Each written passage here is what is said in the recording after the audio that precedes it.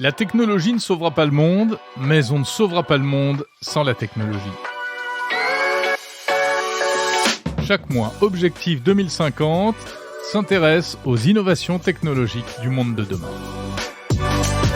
Et dans cet épisode, on va se pencher sur des nouveautés présentées au salon Vivatech 2023. Un projet fou de dirigeable pour le transport aérien zéro carbone. La future Renault 5 qui pourra rendre de l'électricité au réseau lorsqu'elle n'en a pas besoin. Enfin, on verra comment l'analyse des données permet d'optimiser le trafic des camions sur la route pour réduire leur impact carbone. Objectif 2050 vous est proposé en partenariat avec Orange, qui a choisi Monde Numérique pour vous aider à mieux comprendre la technologie.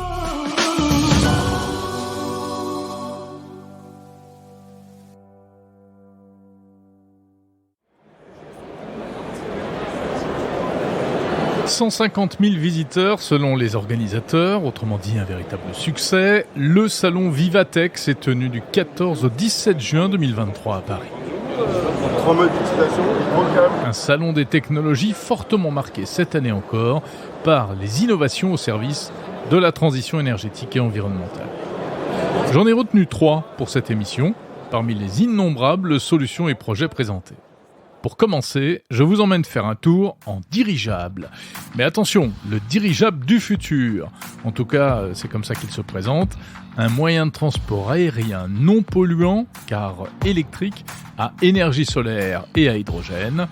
Il est en préparation dans les ateliers d'une start-up du sud de la France. Attachez vos ceintures, j'ai rencontré sa PDG. Bonjour Marie-Christine Bilbao. Bonjour Jérôme. Vous êtes CEO de Euroairship. Étonnant projet que vous avez. Vous voulez, j'allais dire, réhabiliter un peu... Révolutionner. Moi, j'allais dire réhabiliter le dirigeable. Quel est ce projet à partir de dirigeable sur lequel votre entreprise travaille ? Écoutez, ça fait quelques années que l'on travaille sur un projet de dirigeable décarboné. En fait, la crise, on va dire, climatique n'a fait qu'accentuer le fait qu'il faille réagir rapidement pour proposer des nouvelles solutions. Et donc, nous venons d'annoncer le lancement de Solar Airship One, qui est le premier dirigeable décarboné, qui va faire un tour du monde, on va dire sans escale, et ça c'est primordial, sans escale, sans 1 gramme d'énergie fossile et sans aucune émission de CO2. Et ce dirigeable-là sera piloté par Bertrand Piccard, qui est Monsieur Solar Impulse, que tout le monde connaît. Il y aura aussi Dorine Bourneton, qui est une femme exceptionnelle, qui est la première femme pilote de voltige handicapée, et Michel Tonini, qui est un ancien astronaute qui a fait plusieurs missions dans l'espace. Mais le dirigeable, c'est un truc du passé ? Pas du tout. C'est vrai que c'est l'image qu'on en a, mais si vous voulez, à l'heure actuelle, il n'y a aucune mobilité aérienne qui soit décarbonée. Il n'y a rien. Et non. Okay ? Donc, nous, on a trouvé une solution qui permet justement de pas y passer, de trouver des solutions pour tout ce qui est les challenges qu'ont les transports à date d'aujourd'hui. À quoi ça pourrait servir concrètement ? Alors, merci de me poser cette question parce qu'on ne fait pas un tour du monde uniquement pour faire un tour du monde. Certes, c'est un exploit technologique, c'est un exploit humain, mais au-delà de ça, c'est on va dire, l'aspect industriel qu'il y a derrière. Nos dirigeables, là, vont être commercialisables dès 2026, où on pourra les utiliser. Le premier marché pour nous, c'est le marché du tourisme éco-responsable. Le deuxième marché, c'est le marché, on va dire, de la surveillance civile et militaire, parce qu'on peut être à 6000 mètres en mode drone, donc ça peut intéresser l'armée. Le fait, on pourrait même utiliser le dirigeable en mouvement perpétuel, puisqu'on est autonome en termes d'énergie, parce qu'on a le soleil et que de notre côté, on a les piles à hydrogène.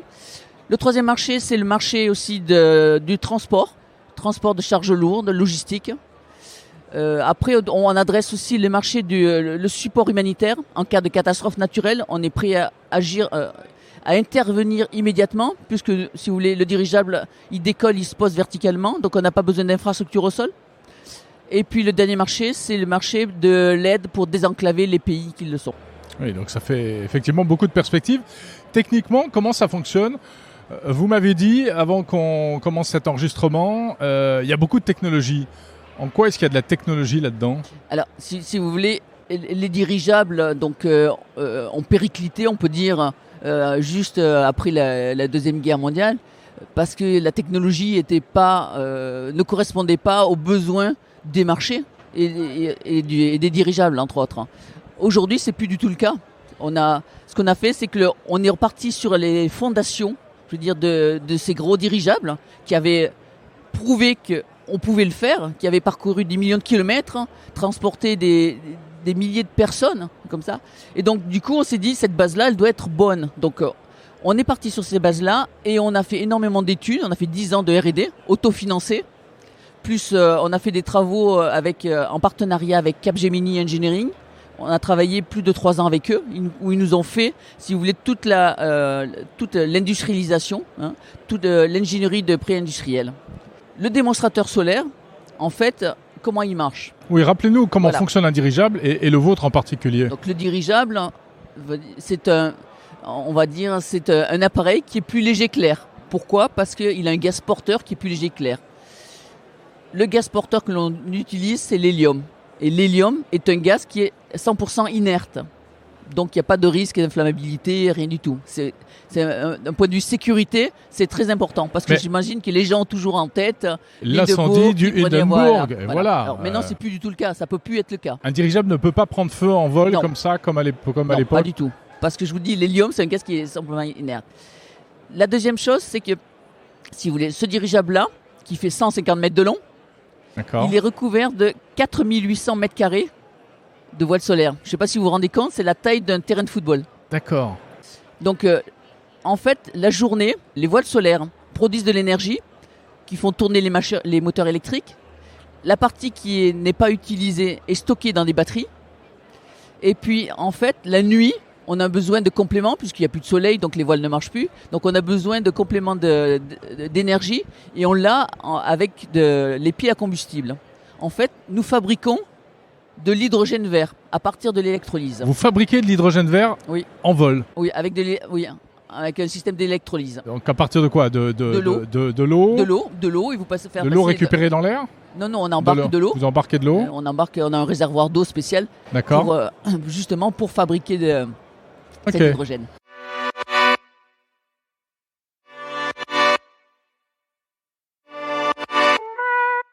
Ça, c'est l'aspect technique, scientifique. Comment on vit à bord d'un dirigeable ?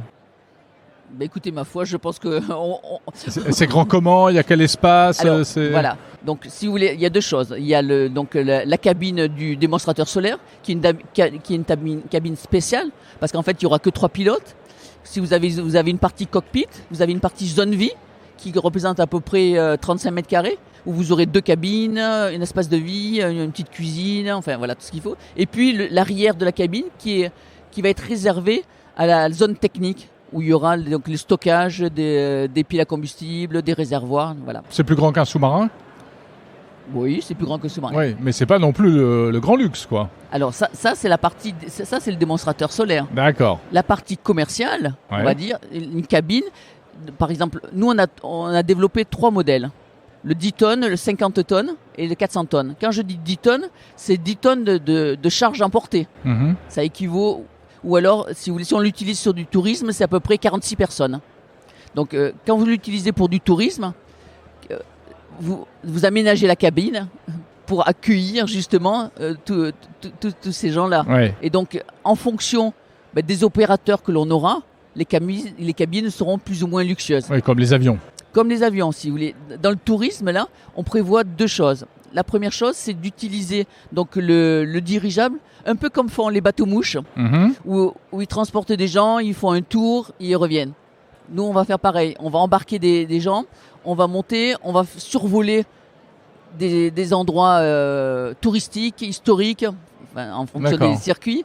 On va les ramener et donc on va faire ça plusieurs fois par jour. Donc ça va être, on va dire, un modèle dans lequel la pour cabine... du tourisme local un peu. Tourisme local ouais. ou délocalisé, enfin surtout les tistes, puisqu'on a des ambitions mondiales quand même. Hein. Ouais. Mais est-ce qu'on pourrait un jour prendre un dirigeable pour aller à New York, pour aller dans un autre pays? Oui, bien sûr, oui, bien sûr. Mais la deuxième utilisation dans le tourisme, si vous me permettez, c'est l'utiliser comme un yacht volant, faire des croisières. Donc là, on travaille déjà avec un croisiériste pour imaginer donc de proposer des croisières de plusieurs jours sur différents endroits. Voilà. Comment réagit le monde de l'aéronautique? Ils vous prennent pour des rigolos ou ils regardent ça avec intérêt? Écoutez, je sais pas trop parce qu'on vient juste d'annoncer le projet. Jusqu'à maintenant, on n'avait pas donné de visibilité. Vous travaillez dessus depuis 10 ans, vous dites. Oui, mais je suis pas sûr qu'il y ait grand monde qui nous connaisse. Hein. Je pense que l'aviation a aussi ses challenges, qui sont en train de travailler dessus, sur l'avion à hydrogène, l'avion électrique. Voilà. Donc on n'est pas, si vous voulez, on va pas remplacer les avions. C'est pas du tout notre but. On est là, on offre nous une solution qui est complémentaire, on va dire. Ouais. Ça avance à quelle vitesse, un dirigeable? Ça avance à peu près entre 130 et 160 km/h. D'accord, okay. Comme une voiture sur l'autoroute, quoi. Voilà, mais si vous voulez, dans le tourisme éco-responsable, la vitesse, elle n'a pas de sens. Les gens sont là pour prendre un moment de plaisir, un moment de rêve. Utiliser un dirigeable, il y a beaucoup de gens qui me disent « Ah là là, un dirigeable, ah oui, c'est super ». Les gens ont l'impression, ils vont avoir l'impression de rentrer dans un autre monde quand ils vont prendre les dirigeables. C'est cette part de rêve, justement, qui est fabuleuse. Et donc, on est à quoi? À 6000 mètres d'altitude, c'est ça? Là, c'est à 6000 mètres, c'est pour le démonstrateur. D'accord. Si vous voulez, pour du tourisme éco-responsable, ça n'a pas de sens d'être à 6000 mètres parce que les gens verront rien. Eh oui. Donc, on va être en dessus des sites. Donc, demain, on verra au-dessus de nos têtes, dans le ciel, peut-être des dirigeables qui nous passeront... Absolument. Quelle est la réglementation? Vous ne pourrez pas faire n'importe quoi. On ne peut pas faire n'importe quoi. En fait, je veux dire, tous les objets volants doivent être certifiés. Oui. Et doivent c'est notre cas à nous aussi. On va avoir pour le démonstrateur solaire, c'est une certification, on va dire, qui est plus légère. Ça s'appelle Permit to Fly. Mais pour les vols commerciaux, bien sûr, c'est une certification beaucoup plus stricte. Mm-hmm. Elle est en cours d'évaluation, on va dire. Hein. On est en train de faire des travaux. Et si vous voulez, la certification, elle commence dès le départ, dès le design de l'appareil, et elle va jusqu'après les essais, quoi. Voilà. Et ces dirigeables, ils ressembleront à ceux qu'on a déjà vus ou... Alors, le nôtre, si vous voulez, pour des questions d'aérodynamisme, il est en forme de cigare. D'accord. Que, si vous voulez, si les avions ont une forme de cigare, c'est qu'il y a une raison aussi. Bien sûr. Là, c'est pour avoir le meilleur CX. Eh bien, pour nous, c'est pareil. Parce que si vous voulez, ce qui est important, c'est la stabilisation des dirigeables. Hein. Ouais. La stabilisation, si vous n'avez pas une forme aérodynamique, c'est très difficile.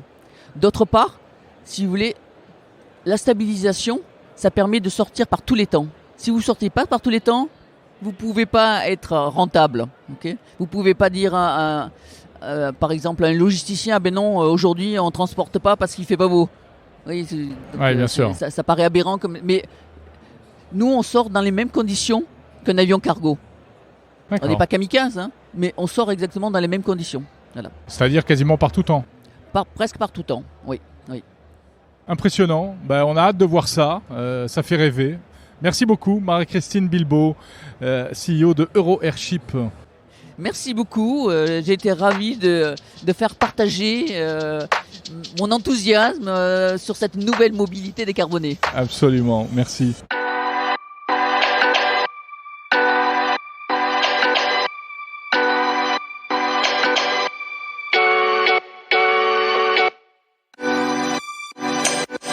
Après les nuages, on va redescendre sur Terre et s'intéresser à une toute autre innovation au service de l'énergie.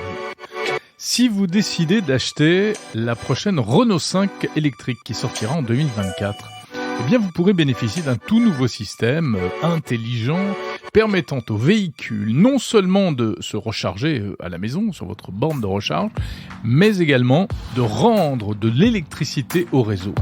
Dans certaines circonstances. Le but, équilibrer les consommations électriques. C'est une petite révolution qui pourrait rendre encore plus légitime l'usage de véhicules électriques.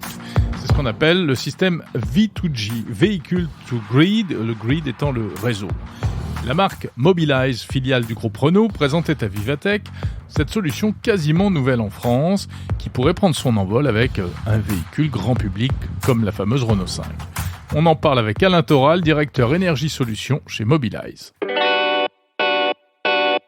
L'idée toute simple, c'est que la voiture devient une réserve d'énergie disponible au moment où on en a le plus besoin, au moment où il y a des pics de consommation. Comment ça se passe ? La voiture, au moment où l'énergie est la moins demandée et la plus verte, va se charger. Par exemple en pleine nuit, etc. Donc on va charger la voiture au moment où l'énergie est même parfois négative en prix ou proche de zéro. Et au moment au contraire où il y a une augmentation de la demande, par exemple aux heures de pointe, etc., on va renvoyer l'énergie dans le réseau et vers la maison, c'est-à-dire plutôt que le client utilise l'énergie du réseau, c'est la voiture qui va fournir pour allumer le four et faire chauffer le chauffe-eau. La voiture va donc réinjecter dans le réseau et dans la maison l'énergie qu'elle a accumulée, qui était la plus verte possible, et la renvoyer dans le réseau au moment des heures de pointe où l'énergie est beaucoup plus chère et aussi souvent plus carbonée, puisqu'on va faire marcher des centrales à charbon, des choses comme ça pour tenir les pics de consommation. Grâce au V2G, on va éviter ces pics de consommation et les lisser. C'est pour éviter que quand les gens rentrent chez eux à, 18h, 19h, etc. On charge pile à ce moment-là. Normalement, quand on rentre chez soi, on branche la voiture et à ce moment-là, on va charger à une énergie chère et souvent très carbonée. Avec notre contrat, on va ne pas charger du réseau, mais charger plus tard dans la nuit, etc. Et au contraire, décharger de la voiture à cette heure-là ou l'heure normalement où c'est le pire en termes de CO2. Alors l'idée en elle-même n'est pas vraiment nouvelle, mais là ça y est, ça devient une réalité. La très grosse différence avec des annonces qui ont été faites par les uns et les autres, c'est qu'on a la partie technologique, on a la voiture qui est bidirectionnelle, on a la borne qui est bidirectionnelle, mais on a ajouté un service, un package complet, un service complet, ce qui fait que le client n'achète pas seulement une technologie qui finalement ne lui servirait pas, parce que si on ne sait pas faire quelque chose de cette énergie, finalement avoir une voiture V2G ne servira à rien. Là, on gère complètement tout le système, y compris le contrat d'énergie, ce qui permet de remonétiser et de rendre cette énergie dans le réseau. C'est la grosse différence avec ce qui a été annoncé avant. Donc, si j'achète demain une Renault 5, je pourrais bénéficier de ce service. Tout à fait. Vous achèterez votre Renault 5 qui a un chargeur bidirectionnel, standard. Ce n'est pas une option. Le chargeur sera bidirectionnel nativement. Vous achèterez la borne Mobilize Powerbox V2G, donc la Mobilize Verso, elle s'appelle, mais c'est celle qui est bidirectionnelle. Et vous souscrirez un contrat d'énergie qui vous permet de revendre cette énergie. Tout le reste, on s'en occupe. Les papiers l'administratif pour être déclaré comme étant un revendeur d'énergie, on s'occupe de tout, vous n'aurez rien à faire. Et ensuite, en tant que client, vous n'avez absolument rien à faire. Vous restez juste chez vous la nuit et le matin, votre voiture sera chargée comme vous le souhaitez. Et nous, on s'occupe de tout pour les aspects achat, revente, etc. pour faire optimiser votre facture. Ouais, quand on vous écoute, ça a l'air complètement idyllique, facile, etc. Oui, mais vous avez mis le doigt sur un point intéressant quand vous êtes revendeur d'énergie. C'est-à-dire que on sait que ce concept-là s'est longtemps heurté à des freins réglementaires. Parce qu'en fait, n'importe qui ne pouvait pas installer, on n'avait pas le droit forcément d'installer ça. Alors maintenant, on a le droit, on a eu toutes des discussions avec Enedis, etc. Donc on a le droit de le faire. On a trouvé le bon niveau de réglementation. Donc on peut se déclarer, c'est aucun souci, on le fera à la place du client et on sait le déclarer comme étant un fournisseur d'énergie. On se déclare comme fournisseur d'énergie. Un peu comme pour les panneaux solaires en fait. Comme quand on installe des panneaux solaires. C'est le même niveau, c'est même un petit peu plus facile que pour les panneaux solaires. Mais c'est le même principe. C'est que pour la Renault 5, il y a d'autres véhicules On va commencer avec la Renault 5, mais c'est la première d'une longue série. Toutes les voitures qui vont suivre chez Renault auront cette fonctionnalité bidirectionnelle. En revanche, si j'ai déjà une borne électrique chez moi, malheureusement, c'est la technologie qui veut ça. Une voiture qui n'est pas bidirectionnelle ou une borne qui n'est pas bidirectionnelle ne permettent pas le V2G. Il faudra forcément changer sa borne. Par contre, le gros avantage de cette solution, c'est qu'on ait une solution de V2G AC, c'est-à-dire la borne en fait qu'il faut changer est vraiment au prix d'une borne normale. C'est pas du tout comme certaines solutions plutôt DC qui sont hors de prix, disons-le, Ouais. où les bornes coûtent 4 à 5 fois plus cher. Mais là, ça coûterait combien? Le prix d'une borne normale, ça dépend de votre installation, donc je ne peux pas vous donner un prix fixe, Oui. ça va dépendre, mais on C'est pas sera loin de entre 1000 euros. 1300 et 1600 euros en fonction de l'installation, sauf si vous avez carrément à creuser des tranchées ou je ne sais quoi, mais ça dépend vraiment de chacun. Mais on est dans les prix classiques des bornes de recharge avec installation. Combien ça coûte en plus et combien ça peut me faire économiser? Alors c'est ça ce qui est extrêmement intéressant dans notre offre, c'est que ça ne coûte rien en plus. On achète la voiture, c'est inclus dans le prix de la voiture puisque le chargeur est nativement bidirectionnel. La borne, comme je l'ai dit, est dans les prix similaires aux bornes classiques et le service V2G est gratuit en fait. Vous vous rémunérez et vous gagnerez de l'argent, donc ça ne coûte rien en particulier et vous vous rémunérez grâce à la revente de l'énergie. On arrive à baisser la facture de la recharge de la voiture à peu près de 50%. Si vous restez branché chez vous, bien sûr, le point clé, c'est de rester branché, pas chargé, mais branché toute la nuit, par exemple. Quelqu'un qui reste branché tous les jours où il est chez lui la voiture va diviser par 2 le coût de la recharge de son véhicule, Mais qui n'est déjà pas très cher. qui est déjà beaucoup moins cher que l'essence ou d'autres solutions. Charger un véhicule électrique chez soi, pour une utilisation raisonnable, ça coûte à peine quelques euros par mois. Et bien, ça sera 2 fois moins. C'est toujours ça de prix. C'est Bon. énorme. On parle de plusieurs centaines d'euros quand même sur une année Sur complète une pour année. quelqu'un qui fait en moyenne 12-15 000 km. On est dans les 200 euros d'économie quand même. D'accord. Même avec la charge à la maison. Ah Donc ouais. c'est quand même très significatif. Et le bénéfice environnemental, Alors, comment est-ce que vous le c'est bien mesurez? l'intérêt, c'est qu'on a un bénéfice financier, mais aussi environnemental, parce que d'une part, on va aider le réseau à passer les pics de consommation, ce qui est quand même énorme, peut-être même éviter des constructions de centrales additionnelles ou des choses comme ça, celles qui servent à faire ces pics. Et le deuxième bénéfice, c'est que notre contrat d'énergie est un contrat d'énergie décarboné. Low carbone officiellement parce qu'on n'a pas le droit de communiquer sur du décarboné, mais en fait on a des certificats qui décarbonent complètement l'énergie qu'on utilise, ce qui fait qu'on va toujours se charger en énergie décarbonée et l'énergie qu'on remettra dans le réseau aux heures de pointe sera aussi donc décarbonée. Donc on aide aussi pour la décarbonation du réseau en général. Et cette technologie permettrait vraiment, selon vous, d'amortir, on va dire, la surconsommation due à la quantité de véhicules électriques qui arrivent sur le marché? Sans aucun problème. L'idée, c'est qu'en termes de capacité, je ne parle pas de flux nécessairement parce que ça va dépendre de l'usage de chaque personne, mais 30 000 voitures qui seraient V2G, c'est l'équivalent d'une centrale thermique moyenne. Merci beaucoup. Je vous remercie.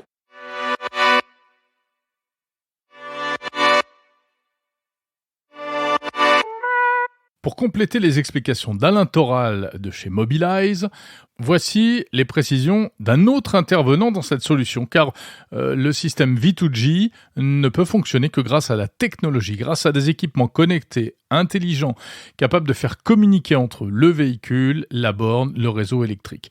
Cette partie technologique est développée par Software République, le groupement d'entreprises de pointe qui planche sur tout ce qui touche à la voiture européenne du futur. Benjamin Hennig, directeur de programme sur les infrastructures de charge et les solutions d'énergie chez Software République. Alors, tout passe par la Mobilize Powerbox, qui est donc une borne de recharge AC, comme le précisait Alain plus tôt, donc qui a la capacité d'être accessible au grand public. On est sur des prix tout à fait raisonnables qui correspondent au prix d'une recharge classique en termes de solutions. Software République aujourd'hui orchestre le développement de cette borne de recharge pour Mobilize Power Solutions avec l'aide de ST Microelectronics, Renault, Thales et Orange, et c'est associé à 2 partenaires technologiques, IoTK Corporation pour ses connaissances du marché de la borne de charge et des capacités de développement électronique, et Lacroix Electronics dans l'ouest de la France qui est notre partenaire d'assemblage et qui nous permet d'avoir un pied très ancré sur le territoire français, puisqu'on va avoir une borne de recharge qui sera made in France, de l'assemblage de la carte électronique, de l'assemblage de l'objet lui-même, l'injection du plastique et même certaines technologies cœur du système et de cette solution sont fabriquées en France. Parce qu'il faut préciser, il faut expliquer que pour que ça marche, il faut un équipement spécial dans la voiture et une borne de rechargement spéciale dans la maison. Oui, il faut que le chargeur on-board, donc dans le véhicule, soit bidirectionnel lui-même, et il le sera nativement dans la Renault 5, et que la borne de charge soit aussi bidirectionnelle. En fait, cette solution V2G passe par une symbiose entre la borne de charge, le véhicule et le réseau. Et c'est cet écosystème que crée la Software République et qui va permettre d'activer ce service qui va rapporter de l'argent aux clients finaux. Ça n'apporte pas de contraintes supplémentaires en termes de poids? Ça n'apporte absolument aucune contrainte en termes de poids, aucune complexité technique particulière. C'est vraiment un système qui est pensé nativement pour être bidirectionnel et qui permet ce service. Quand ma voiture renvoie de l'électricité, est-ce qu'elle la renvoie sur mon domicile ou bien sur le réseau en général? Alors elle va le renvoyer en priorité sur votre domicile, puisque c'est le but premier, c'est de servir le client final, et l'énergie résiduelle que ne consommera pas votre domicile sera réinjectée sur le réseau et permettra le service V2G qui rémunérera le client. Il faut donc ce qu'on appelle un smart grid, un réseau intelligent qui sache gérer tout ça. Oui, tout à fait. On est sur la notion de smart grid, on est sur la notion de gestion d'une énergie délocalisée, ramenée au plus proche des clients pour garantir une souveraineté, pour garantir des gains, de la mobilité décarbonée et plus accessible. C'est fait pour quel type d'habitation? Uniquement les villas ou également les collectifs? On est sur tout type d'habitation à partir du moment où vous avez la capacité d'installer une borne de charge et que vous avez une place de parking qui vous appartient, qui est privée à votre domicile et qui a la capacité d'être connecté à votre compteur d'énergie. Vous pouvez tout à fait accéder à ce type de service. Merci beaucoup messieurs.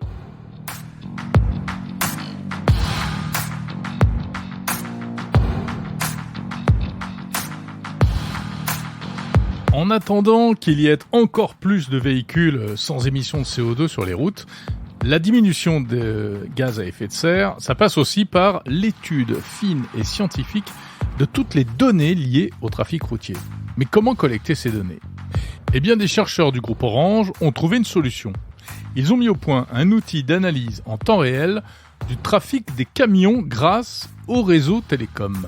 Explication de Denis Renaud, chercheur en data science chez Orange.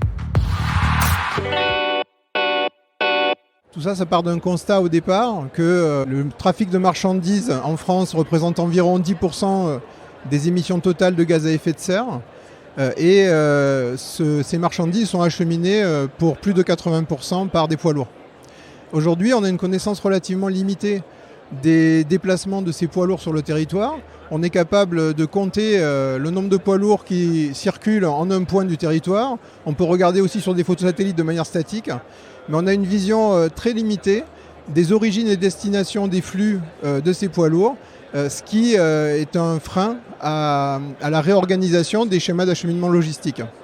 Alors de quelle manière est-ce que vous arrivez à suivre les déplacements de ces poids lourds? Alors aujourd'hui, dans ce projet de recherche, on s'est intéressé à regarder si les communications que génèrent ces poids lourds sur le réseau mobile pouvaient être utilisées de manière anonyme pour créer des indicateurs statistiques de volume de déplacement des poids lourds sur le territoire. Mais les communications de quel type? Alors on parle de quoi? Vous suivez les smartphones des chauffeurs? Non, alors ce ne sont pas les smartphones des chauffeurs. On s'intéresse aux modems qui sont embarqués dans les camions, qui habituellement servent à faire de la gestion de flotte. Donc chaque acteur privé qui possède des camions utilise ces modems pour remonter les coordonnées très précises du camion et tout un tas d'éléments. Donc ce qu'on ne sait pas forcément, c'est que tous les camions sont connectés, c'est ce que vous nous dites.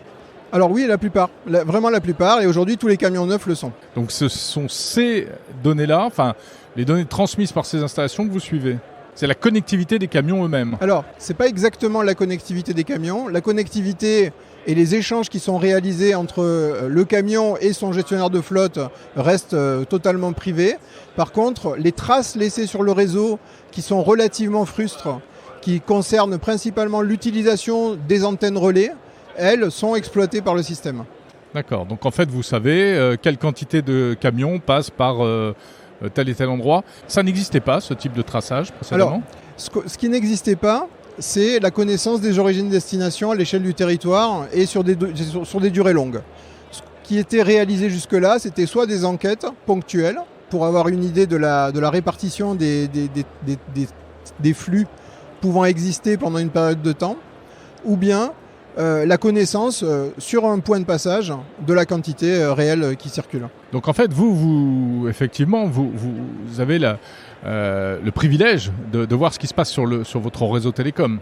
C'est ça, exactement. Et le réseau mobile peut être considéré comme une forme de capteur un peu universel, sans intervention. On n'a pas besoin d'aller poser de nouveaux équipements pour réaliser l'analyse. Et dans ce cas, une analyse qui est réellement utile à tout un tas d'acteurs académiques qui se posent des questions d'académiques ou d'ailleurs gouvernementaux, qui se posent des questions sur les réaménagements à mener pour abaisser l'empreinte carbone du secteur, de la logistique, à travers différents axes. Qu'est-ce que vous faites de ces données après, une fois qu'elles sont collectées ? On fournit ces informations-là, et c'est une phase qui est encore à venir. On va fournir ces informations-là à des universitaires qui, par exemple, la chaire de l'Internet physique des mines de Paris, qui s'intéresse à ce problème-là, de la restructuration des schémas logistiques, et qui va imaginer des scénarios pour réduire l'empreinte globale de ce secteur. Quel type de cartographie vous arrivez à établir avec ça ? Alors, c'est une cartographie relativement limitée. On regarde, on découpe le territoire en environ 1200 zones. Et pour toutes ces zones, on regarde des flux de camions qui sont en émission et en réception sur un autre élément du territoire. Des flux qui doivent être supérieurs à un volume assez important pour être compatibles avec les exigences d'anonymisation qu'on se donne. Est-ce que ça vous a appris certaines choses déjà ? Ce qu'on a appris, c'est que, premièrement, les grandes intuitions des grands schémas directeurs de déplacement de marchandises se vérifient. Oui, quand on regarde votre carte, ici sur le stand de Vivatech, on voit bien que le trafic qui passe beaucoup par la vallée du Rhône, et puis sinon il y a un autre axe qui va vers le sud-ouest, vers la frontière espagnole, etc. Pas vraiment de surprise en fait. Non, pas de surprise là-dessus. Par contre, la dynamique temporelle est intéressante. Et les densités de flux qui sont difficiles à repérer sur une carto directe sont intéressantes aussi. Et certains flux sont bien plus importants que d'autres. Il faudra que des spécialistes du secteur les analysent pour voir dans quelle mesure on peut regrouper certains éléments pour pouvoir changer les acheminements de marchandises. Donc le but, in fine, ce serait peut-être de proposer d'autres routes, d'autres créneaux horaires, etc. Alors, plusieurs éléments qui pourraient être analysés. Pareil, c'est pas notre métier de faire ça, de faire ces propositions-là, mais des discussions qu'on a eues avec les spécialistes du domaine. Il y a différents points qui peuvent être étudiés. Déjà, la mutualisation des transports pour garantir le remplissage optimum de tous les camions qui circulent. Ensuite, la détermination d'un certain nombre de points sur lesquels des transbordements vers du fret ferroviaire pourraient être réalisés et être réellement rentables sur le long terme. Oui, c'est-à-dire que si vous voyez qu'il y a des flux de camions énormes le long d'une voie ferrée, on peut penser que c'est pas très logique. Il serait plus logique d'utiliser le train, c'est ça que vous voulez dire ? Alors c'est pas forcément le long d'une voie ferrée, c'est plutôt d'étudier ce qui est réellement capitalisable entre deux points qui sont relativement éloignés et qui permettraient d'avoir un transbordement qui soit efficace et rempli en permanence. Il y a la notion de respect de la vie privée, etc., aussi bien du chauffeur que même de la compagnie privée qui opère le camion. Comment est-ce que vous faites par rapport à ça ? Aujourd'hui, c'est un service qu'on a construit de bout en bout pour respecter la vie privée. En particulier, l'ensemble des informations qui sont collectées sur le réseau mobile sont anonymisées à bref délai et très rapidement se retrouvent agrégées de telle sorte que toute trace de données individuelles du camion, éventuellement du coup par incidence du chauffeur, se retrouve éliminée. Aujourd'hui on parle du camion, demain on pourrait parler de la voiture ? Potentiellement oui. Il faut que les voitures soient équipées de ces fameux modems. Alors beaucoup de véhicules sont équipés. Déjà aujourd'hui, c'est un sujet qui pourrait être étudié. Aujourd'hui, on va d'abord passer probablement par une phase où on va regarder la réalité et l'utilité de ces données-là auprès du monde académique avant d'aller plus loin. Ça n'existe qu'en France ou ça peut être exporté à l'étranger ? Ça peut être exporté à l'étranger. Pas forcément de manière transfrontalière en Europe à cause de réglementations qui ne permettent pas forcément de le faire aujourd'hui. Par contre, nous, on pense faire exactement la même étude en Espagne et peut-être sur d'autres empreintes du réseau Orange. Merci beaucoup, Denis Renaud d'Orange.